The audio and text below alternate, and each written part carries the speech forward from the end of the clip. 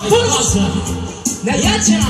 What? Spirit of the sound that leads for the agenda on the style. Ito ang klase ng musika na akin ang pinagmula na mga konsepto kong naisip dito ko sinimulan. Mga hangarin ko ng bata na maging makata na bumuo ng mga awitin gamit ang mga talata na nainala sa aking mga sulat kamay ang mga pangarap na akala ko hindi ibibigay. Kay pagod na naghintay, umaasang darating na balang araw ay awitin ko'y kakantahin nyo rin at lagi. Bukang bibig na mga tabay sa lansangan, pangalan at barkada dito sa ating laranga. Iyong sasabitin na meron pang huling alas na magtataas ng atas ng hip-hop sa Pinas. Mahalaga sa akin ang bilang mula, hindi sumagi sa isipan ko hanggang dyan lang. At piling kong lumilipad, subukan yung pakinggan. Simpleng sandata na ginamit ko na masimula.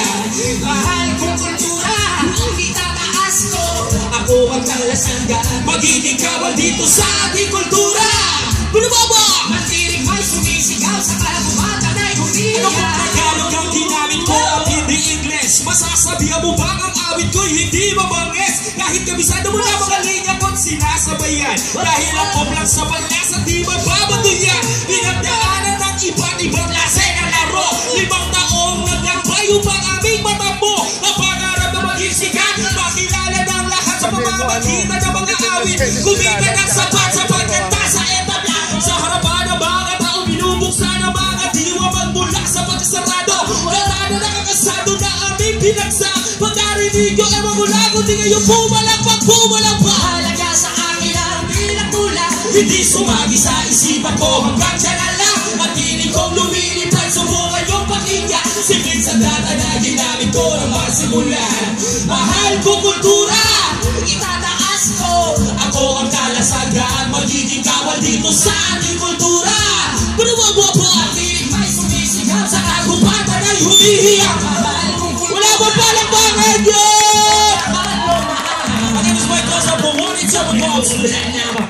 Listen to me, yung guys, mga culture, come away. We are big and silent. Ang pangarap na itinanim ko, ngayon umani ng respeto na hindi ko na nga mabilang sa pagkabing at pagkalat ng mga kanta na aming naisulat at sa instrumento upang aming maipamulat na ang musikang rap ay hindi basta libangan, itinuturing na trabaho na pwede pagkakitaan. Mga salitang yan ay handa ko nang isalin upang sumagi sa mga isip ipis na mabuyan ng pagyamanin. Tutugan na kinamulatan namin oo, itinama ko ang mga mali ngayon sa aking panahon.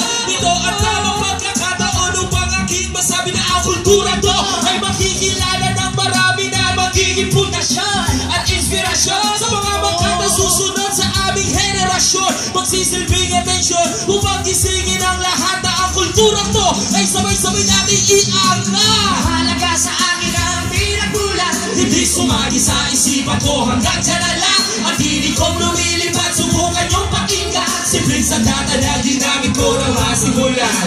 Mahal ko kultura, itataas ko. Ako ang kalasagaan, magiging kawal dito sa ating kultura.